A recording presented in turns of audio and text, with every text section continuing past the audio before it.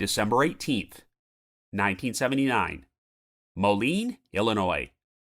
30-year-old Cody James and 30-year-old Gary Harker leave Gary's woodcarving shop in Cody's pickup truck in order to make a delivery, but they never return, and the truck is later found abandoned in Davenport, Iowa. 4 months after the disappearances, the truck is sold off at a police auction, but the new owners are shocked to discover Cody and Gary's bodies concealed beneath some debris in the truck bed, and it turns out both men have been bludgeoned to death. It is theorized that the crime was drug-related, and even though photographs of 2 potential perpetrators emerge decades later, the murders are never solved. After that, the trail went cold.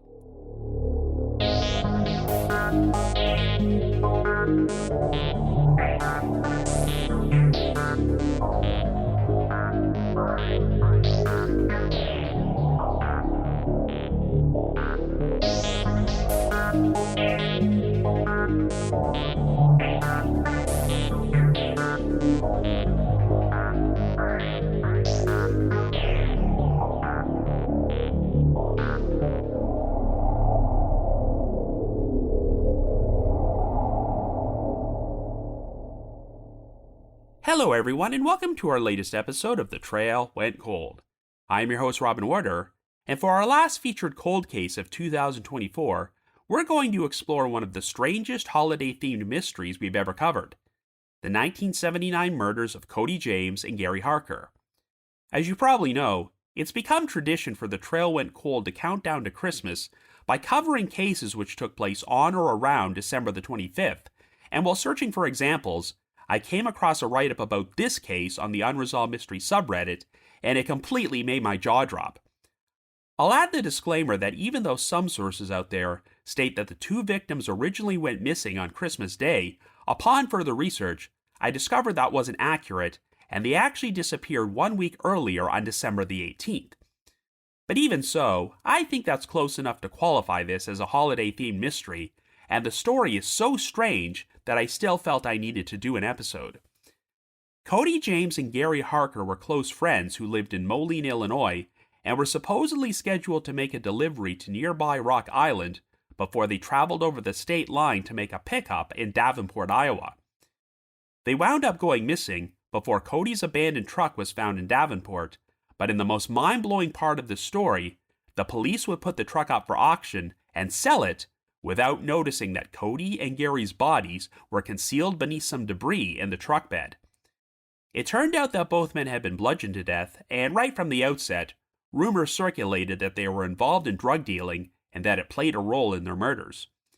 Nearly 25 years later, the investigation would be rejuvenated when a witness came forward and told police that shortly before they were killed, Cody and Gary had given them a roll of film containing a photograph of 2 men from California who could have been involved in their deaths.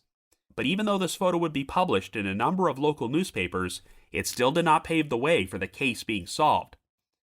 Overall, this is a very frustrating story with a lot of mind-blowing incompetence, but it's definitely a worthy subject for our last holiday-themed episode of the year.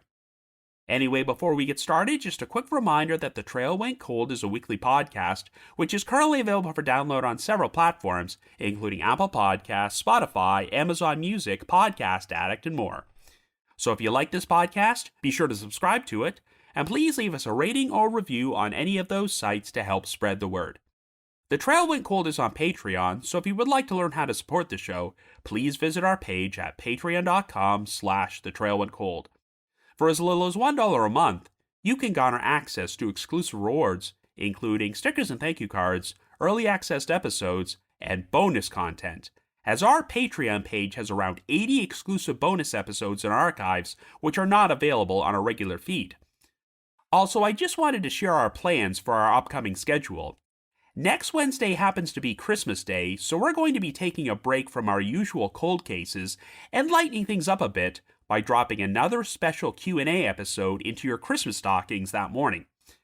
The Wednesday after that happens to be New Year's Day, so we're going to be starting off 2025 with our podcast's 6th update episode, in which we'll share details about a lot of cases that were solved or had major developments this past year.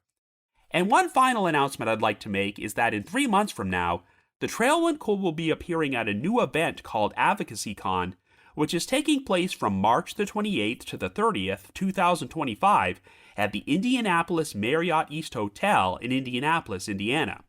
It's been put together by fellow podcasters Eric from True Consequences and Melissa and Whitney from Navigating Advocacy, and is intended as an event for the families of missing and murdered victims and shining a spotlight on unsolved cold cases.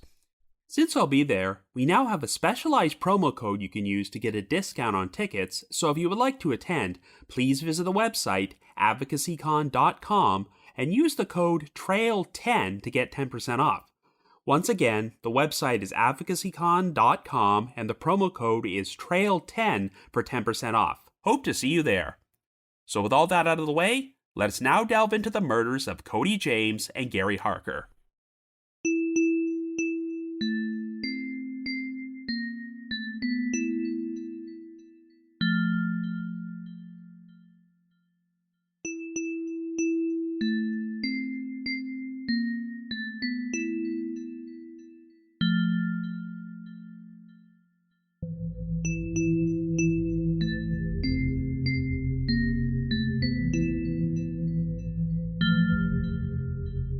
Our story begins in 1979 in Moline, Illinois, which is located in Rock Island County just south of the Illinois-Iowa state line. It is part of the Quad Cities region, which consists of 2 cities from Illinois, Moline and Rock Island, and 2 cities from Iowa, Davenport and Bettendorf, which surround the Mississippi River. Our 2 victims are Cody James and Gary Harker, who are both 30 years old and have been close friends since high school.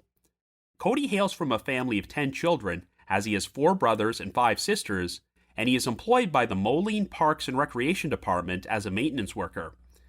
He also has a son from a previous marriage who currently lives in California and has spent the past 9 months living with his girlfriend and her 2 children. Gary has 2 sons and 2 daughters of his own from a previous marriage, and now lives with his pregnant wife Marie, whom he has been married to for 7 months, and she is only a few months away from giving birth to their first child.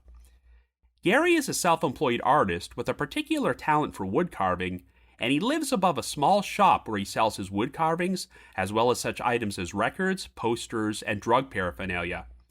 On December the 18th, Cody and Gary spent the day painting the shop together before hopping into Cody's black 1965 Chevrolet pickup truck to drive to Rock Island. They were planning to deliver an air compressor to a business called Bridgeway Towing and Tire Service Incorporated, and would then travel across the state line into Davenport in order to receive a $500 payment for it. However, they never returned to Moline, and both men were eventually reported missing. According to John Chaffee, the owner of Bridgeway Towing and Tire Service, the 2 men did deliver the air compressor to his business, but he didn't buy it. He told the press, quote, "They didn't take it back with them. They left the compressor here, and whoever owned it took it away," end quote. While the details are a bit murky, it sounds like Cody and Gary did not show up to collect the $500 payment they were scheduled to pick up in Davenport. For the next 4 months, there would be no trace of the 2 missing men, and Gary did not even resurface when his wife Marie gave birth to a daughter. On April the 24th, 1980, James and Richard Sperling, a pair of brothers who lived in the town of Muscatine, Iowa, were driving through Davenport and happened to pass by the Road and Wrecker Service Yard where a police auction was taking place. The yard was used by the Davenport Police Department as a temporary impound lot for abandoned vehicles, and city ordinance required them to keep the vehicles for a minimum of 40 days before they could be auctioned off. The Sperling brothers were particularly interested in a black Chevrolet pickup truck which was being sold, as they owned another truck which was in need of repairs, and thought this pickup might contain some of the parts they needed to fix it. They participated in the auction and were able to purchase the truck for $140 and proceeded to drive it to their father's farm, which was located just outside Davenport in Muscatine County. When James and Richard arrived, they were immediately met by their father, James Sperling Sr., and they all noticed that there seemed to be a foul odor emanating from their new pickup. Since the truck bed was filled with a lot of debris, such as dirt, grass, leaves, and branches, the Sperlings wondered if it might be concealing a dead animal, so James Jr. decided to drive it out into a nearby field in order to clean it. When he arrived, James started using a shovel to clear the debris from the truck bed, but was soon surprised to discover a boot sticking out from it. Once James grabbed the boot, it became apparent there was a foot inside which was still attached to a leg, so he immediately drove back to his father's farm with the intention of calling the police. However, before he went inside to use the phone, James decided to dig further into the debris, and he noticed a second set of boots. It now became apparent that two decomposing human bodies were lying in the truck bed, and after James called the police, they soon arrived at the farm and confirmed that two white male victims had been concealed beneath the debris. Based on the level of decomposition, their original estimate was that the victims had been dead for at least 60 days.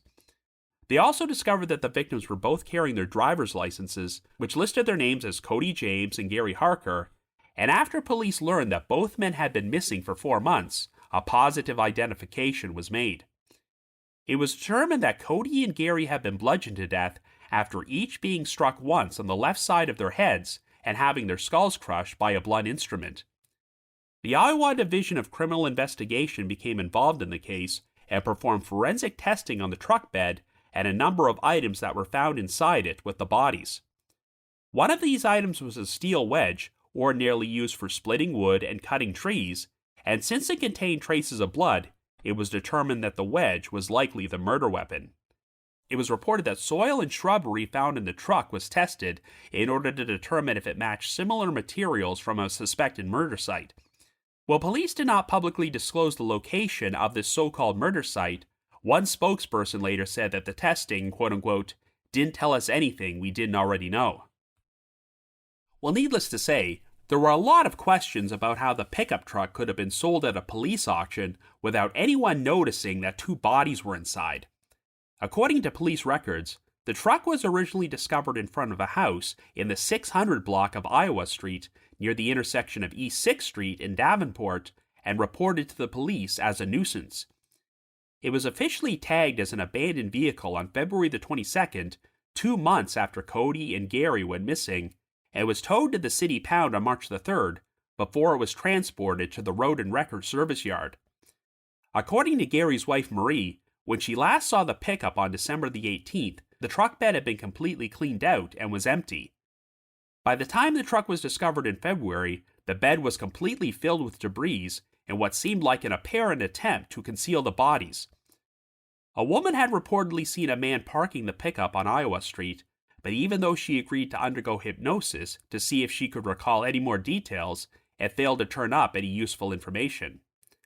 After the truck was impounded, the Davenport PD did find out that Cody was the registered owner and mailed a certified letter with all the details about the tow to his address in Moline.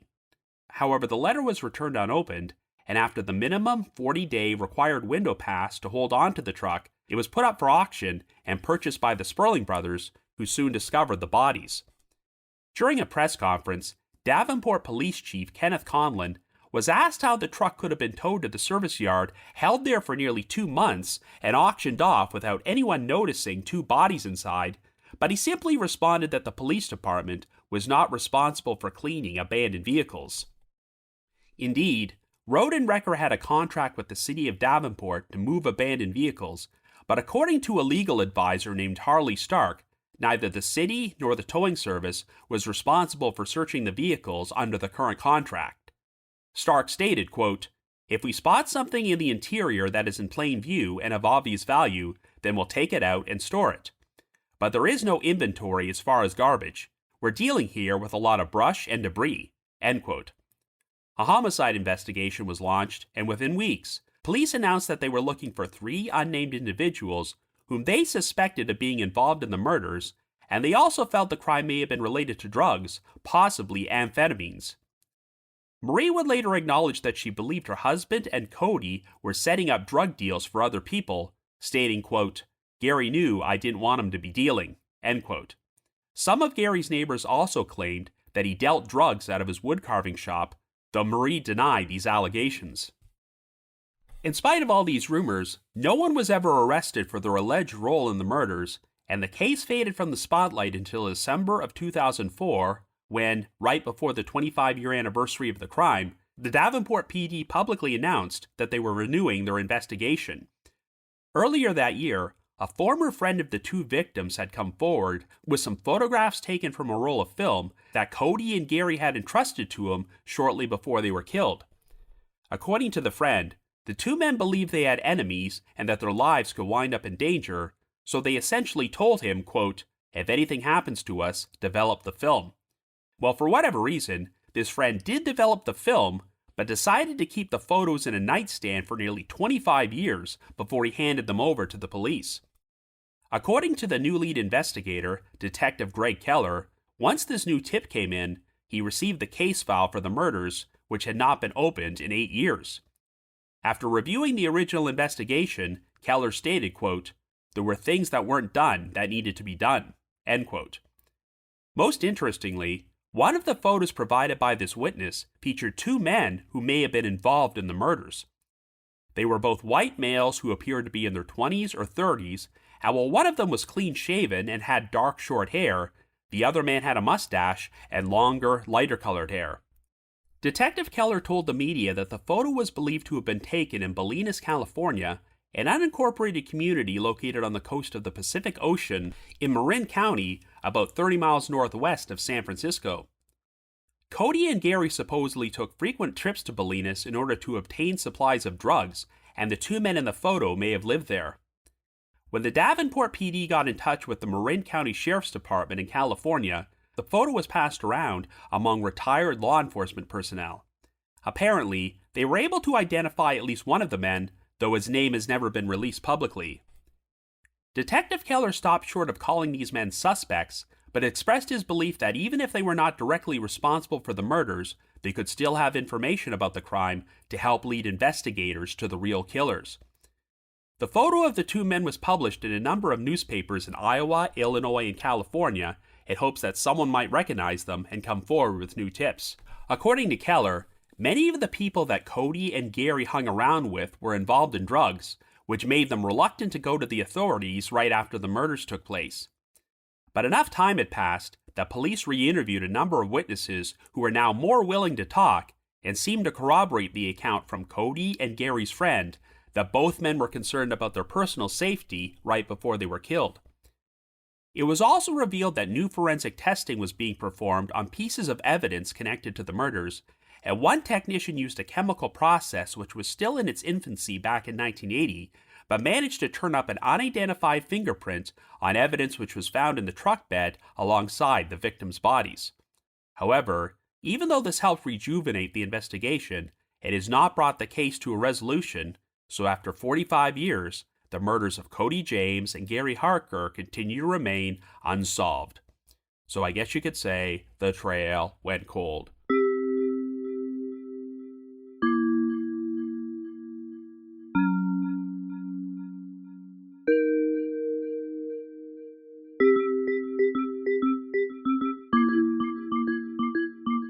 Okay, so I've covered a number of cases on this podcast featuring incompetence from law enforcement, and figured I had reached the point where there was nothing left that could truly shock me. But this story proved me wrong, as it just blows my mind that the police could impound an abandoned pickup truck without even noticing that two murder victims were concealed by debris, and it would remain that way for months until the truck was auctioned off. You would think that after a debacle like this, there would be a number of public apologies to the victims' families, but here, it sounds like the Davenport Police Department did nothing but deflect responsibility and pretty much took a not our problem attitude when it came to not cleaning out the truck bed. I mean, yes, technically, it probably isn't the police's responsibility to clean every abandoned vehicle they find, but it still blows my mind that the truck could sit in storage for a month and a half without anyone checking the debris or noticing anything out of the ordinary. I mean, since the truck was found abandoned in Iowa in late February when the weather was still cold, I suppose that could have masked the smell a little bit, but given that the Sperling brothers detected a foul odor almost immediately after they purchased the truck, it's crazy that no one else picked up on this before it was sold. I hate to find humor in this whole tragic situation, but I do find it amusing that even though the truck was technically a crime scene, state law stipulated that the Sperlings were still legally the rightful owners. This meant that after the truck was processed for evidence, it had to be returned to the Sperlings, though I'm not sure if they'd still want it after learning that it concealed a double homicide. Given the circumstances, I hope that the Davenport PD correctly processed the truck for evidence before they gave it back. What's truly concerning is that this is not the first documented case of an abandoned vehicle being found in Davenport and auctioned off without anyone noticing there was a dead body inside. 3 years earlier, in February of 1977, an abandoned station wagon was discovered and towed to the city's auto pound before it was sold off for only $50 at an auction in late March. In an ironic twist of fate, the buyer this time around was the pound's owner, who was soon horrified to discover the decomposed body of a woman named Evan Jean Wegner, the station wagon's former owner, under the folded-down back seat. Wegner had not been seen in 3 months, and her boyfriend, Ronald Barisel, whom she had been living with at the time, had abruptly skipped town, so he was eventually tracked down to Florida and charged with murder. However, it turned out that Wegner's death had been accidental, as on Christmas Eve in 1976, she and Barisel were having an argument outside their apartment behind her parked station wagon when it suddenly rolled back down a hill and fatally struck her.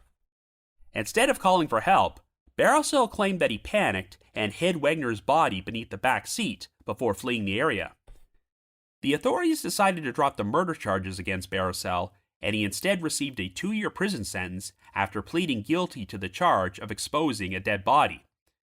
There's probably no connection between this case and the murders of Cody James and Gary Harker, but it's a pretty crazy coincidence that we had 2 cases in 3 years where someone went missing right before Christmas, and their body was then discovered inside their auction-off vehicle in Davenport months later. So moving on from this whole situation, the uncomfortable truth in this story is that the 2 victims, Cody James and Gary Harker, were involved in drug dealing, and it likely played a role in their deaths. In unsolved cold cases, it's common practice for the victims' family members to paint them in the best possible light and downplay any illegal activity they may have been involved with, but that doesn't appear to be the case here. After Gary's body was discovered, his widow Marie had no qualms about telling the press that Gary and Cody were setting up drug deals for people, and she didn't particularly like it. Believe it or not, the Harker family would experience another terrible tragedy decades later when Gary's 28-year-old nephew, David Harker, the son of his brother Dennis, went missing after leaving a nightclub in downtown Moline during the early morning hours of September the 29th, 2013. David's body was found in the Mississippi River a few days later, and it was determined that his death was an accidental drowning. During the media coverage of his son's case, Dennis briefly made mention of his brother's murder and did not hesitate to mention that Gary may have been killed in a drug deal gone wrong. If you do searches on Cody James and Gary Harker's names at newspapers.com, you'll find some articles about them having various run-ins with the law for minor offenses in the years prior to their deaths, so the 2 men were obviously not saints. But on the other side of the coin, I found some newspaper articles from September of 1974 about Gary and his gift for woodcarving skills, and how he was even teaching a class about woodcarving at the Moline YMCA. So perhaps Gary turned to drug dealing because his woodcarving shop wasn't bringing in enough money for him to make ends meet. The point is that everybody has their good points and bad points, and no matter what illegal things Cody and Gary may have done, they did not deserve to get murdered or experience the indignity of having their bodies decompose in the bed of a pickup truck for months. Both these men had families, spouses, and children who loved and missed them, so they definitely deserve justice for what happened. Anyway, during my research, I was surprised to see Cody James and Gary Harker's names come up as characters in a fictional novel titled The Case, which was written by author Edward Minyard and came out in late December of 2021. I decided to check out the book, as the story is a very unique mixture of fantasy and reality, as it's a fictitious story about a fictitious protagonist who is a special agent with the Drug Enforcement Administration and goes undercover to try and take down a massive drug operation in the Midwest. But what's crazy is that Edward Minyard was childhood friends with one of Gary's brothers and personally knew Gary and Cody, so he decided to make them characters in his book and based his fictional plot around the real-life murders. Here's what Minyard wrote near the end of his book, quote, "The case is framed around the unsolved murders of 2 men I knew many years ago, Gary Harker and Cody James. Their killers have never been caught or even identified. The circumstances of their murders, as described in my book, are real. The rationale behind their murders and the people I've described as being involved are a combination of my own speculation and pure fiction. Maybe someday we will know the real truth." End quote. Indeed, while most of the events in the case are completely fictitious, the details about Cody and Gary's murders are pretty close to the real facts, as both men go missing right before Christmas, and their bodies are found concealed in Cody's abandoned pickup truck months later. Unlike in real life, the murders in the book wind up being solved, as a completely fictional villain is revealed to be the mastermind behind the whole thing. I don't know how many of the events in this story surrounding the murders are completely fictitious or actually based on real-life rumors that Edward Minyard may have heard, but not surprisingly, it's revealed that the characters of Cody and Gary got killed because they got themselves in way over their heads with their drug-dealing activities. Much like in real life, it's revealed in the book that the two men had given a roll of film to one of their friends containing photographs which were taken in California of two men who were involved in this drug smuggling operation. The characters of Cody and Gary try to use these photos as blackmail material in hopes of getting a bigger cut of the profits, but instead they wind up signing their own death warrants, as one of the men in the photos turns out to be the story's fictional villain who decides to have the two men killed over the situation. The whole situation is pure fantasy, as the drug operation in the novel is portrayed as larger than life, and I somehow doubt that the DEA was performing a full-fledged investigation into any drug activity that Cody and Gary were involved in back in 1979. But I do have to wonder if the plot does contain some elements of truth about why the real-life murders took place. Were Cody and Gary actually killed because of the photos on the roll of film? But before we talk more about that, let's explore the circumstances of how the two men went missing. Looking through newspaper archives, it appears that even though Cody and Gary were reported missing almost immediately, their disappearances didn't receive any coverage in the local press until their bodies were discovered in April of 1980. I have no idea if much of an investigation was performed to find them during the 4-month window they were missing, and if their drug dealing activities were well known in the area, perhaps law enforcement didn't put forth much of an effort. Since Cody was reported missing, you might be wondering why his pickup truck wasn't flagged when it was found abandoned, particularly since a letter was flat out mailed to Cody's address about the situation. But let's not forget that Cody was a resident of Moline, Illinois, who went missing in Rock Island, and his truck was found across the state line in Davenport, Iowa. In the pre-computerized world of 1979, I can see why information about the truck may not have circulated. And even though both states did have a database of stolen vehicles, Cody's pickup was technically not reported stolen, so I can see why no one put two and two together. The big issue is that the truck wasn't found or officially tagged as abandoned in Davenport until February the 22nd, which is 2 months after Cody and Gary vanished. We know this came about since the truck was parked in front of a house on Iowa Street and had been reported to the police as a nuisance, so I have a hard time believing it was parked in that same spot since late December. When the bodies were discovered, the initial estimate by the authorities was that the victims had been dead for at least 60 days, even though both men had been missing for 4 months at that point. So does this mean they could have been alive for a period of time after December the 18th? I suppose that's possible, but unless they were held in captivity against their will for a while, I'm not sure why they would just disappear and break off all contact with their families, particularly since Gary's wife Marie was in the 3rd trimester of her pregnancy.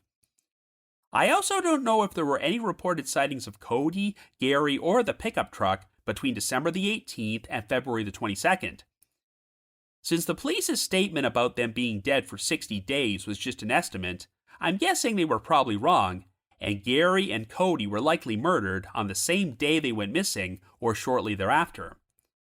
But was the pickup truck parked on Iowa Street that entire time, or did someone move it there later?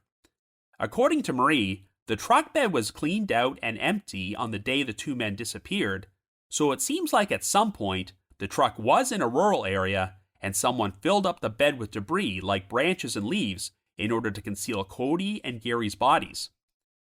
It also appears that the murder weapon, a wedge ordinarily used for splitting wood, was left in the truck bed next to the victims.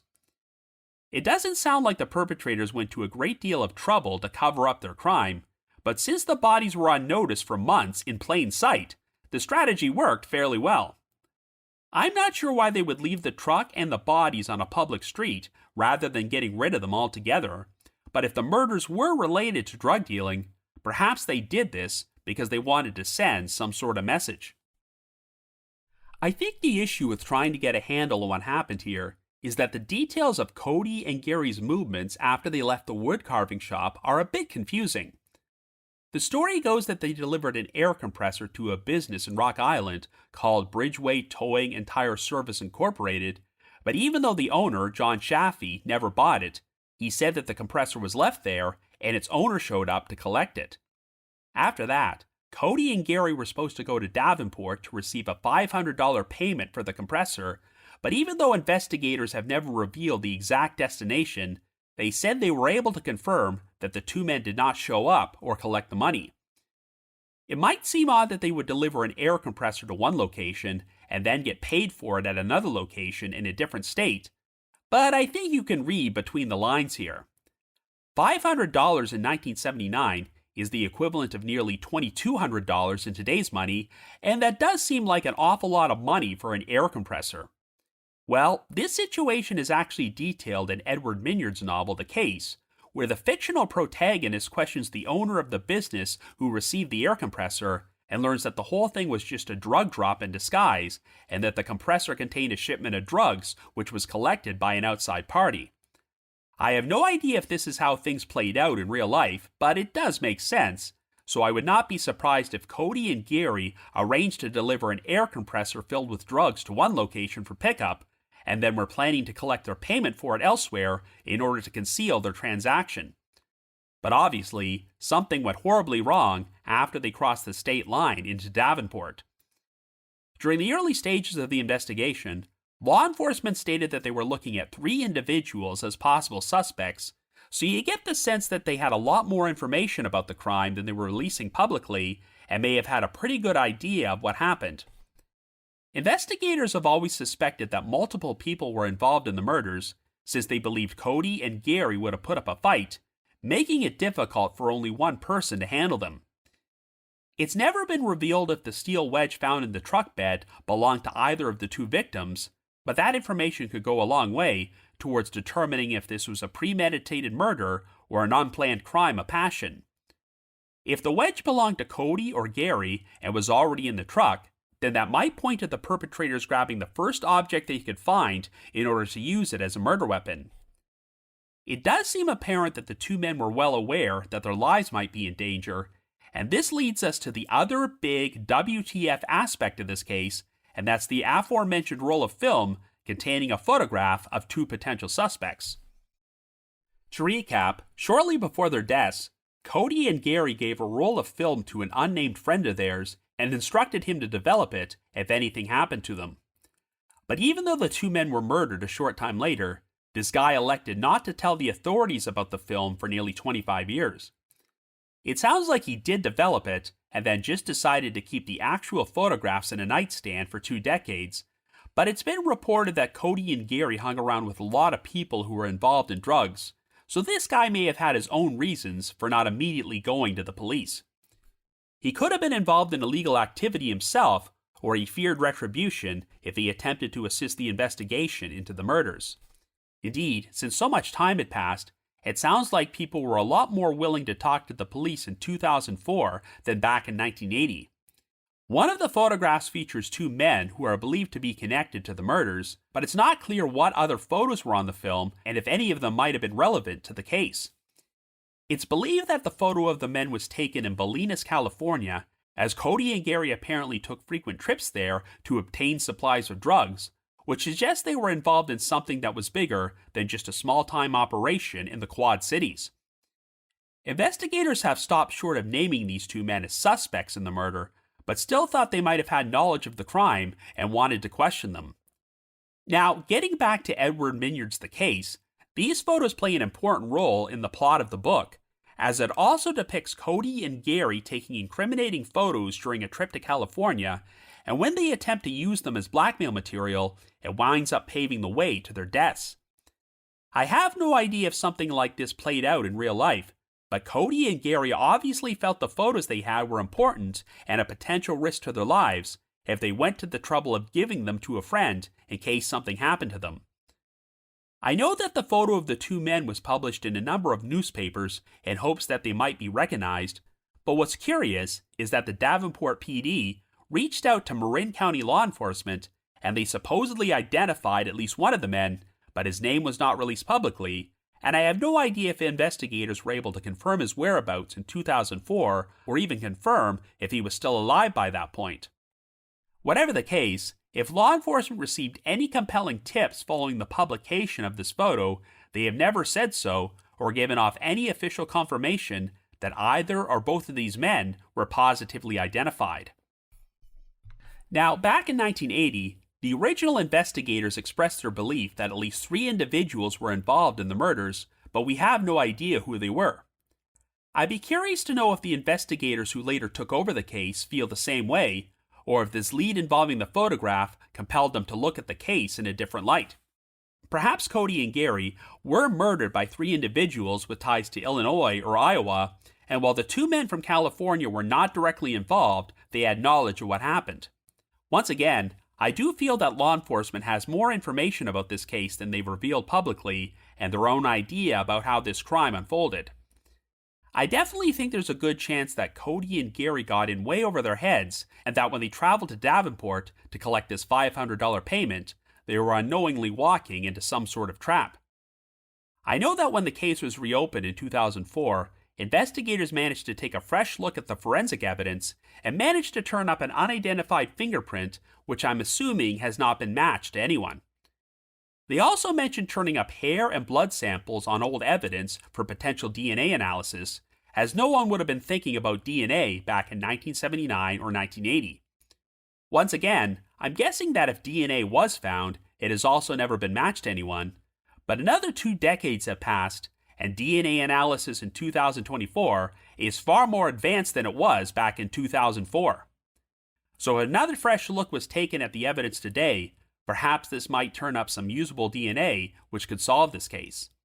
So yeah, even if Cody and Gary were involved in drug dealing and illegal activity, they did not deserve to be murdered in this fashion, and even if forensic evidence doesn't lead to this case being solved, perhaps it will be made possible by the right person coming forward with new information because they are no longer fearful of retribution. So if you happen to have any information about the murders of Cody James and Gary Harker, please contact the Davenport Police Department at 563-326-7979. That's 563-326-7979. But if you just have your own thoughts about what happened, feel free to leave me a comment or send me an email to robin.warder@icloud.com. That's robin.warder@icloud.com. Another reminder that The Trail Went Cold is on Patreon, so please visit patreon.com/thetrailwentcold to learn how you can support our podcast and become eligible for some pretty neat rewards. Over the past 6 years, our Patreon page has released around 80 exclusive bonus episodes, which are all currently available in our archives for our patrons in tiers 2 and 3.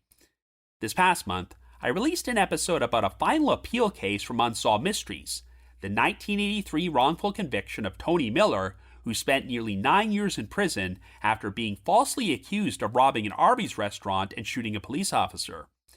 I've also dropped an exclusive bonus episode from my spin-off podcast, The Path Went Chili, in which myself and one of my co-hosts, Jules, discuss another case from Unsolved Mysteries, the 1994 murder of David Cox.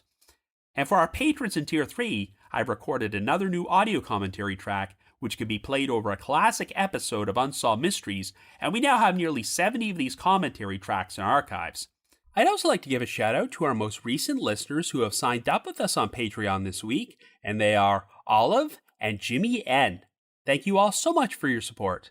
And before I bring this episode to a close, I'd like to play a promo for another true crime podcast, Facing Evil. Welcome to Facing Evil, a cop's story of murder, mayhem, and the aftermath. This podcast is based upon the book of the same name, written by Scott J. Brown and Victoria M. Newman. All episodes are sponsored by the National Police Credit Union. we mean police business. Learn more about the National Police Credit Union at nationalpolicecu.com. Content advisory.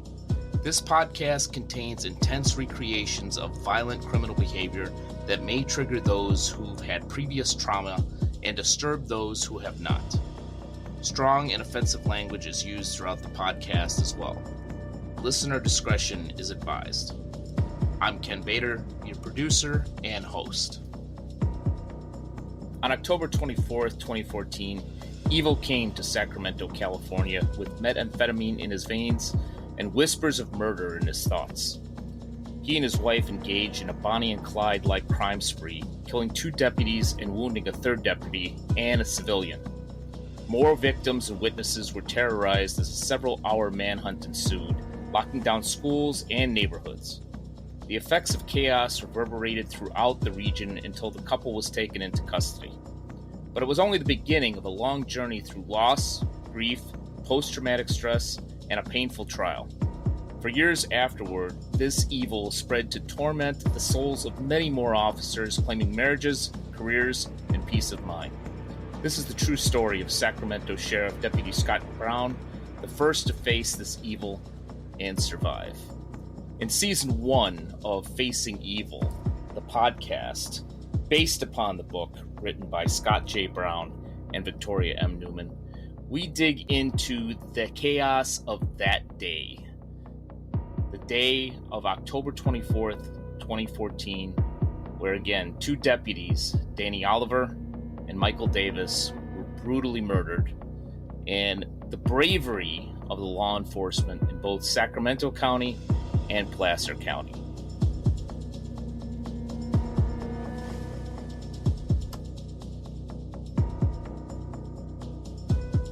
We encourage listeners to purchase a copy of the book on Amazon.com, as well as to share, rate, and review this podcast.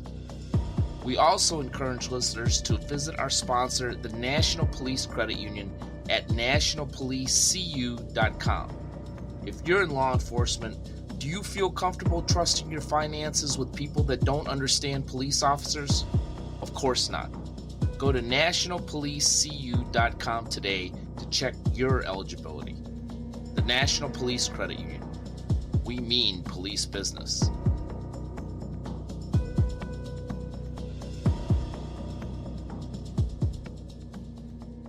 I just wanted to give another shout out to my supporters at the Unsolved Mysteries message board at the Sitcoms Online forum and the Unresolved Mysteries subreddit. I need to provide a big thanks to McGill Foote, who edits and assembles this podcast together for me, and Vince Nitro, who composes the eerie music you hear on every episode.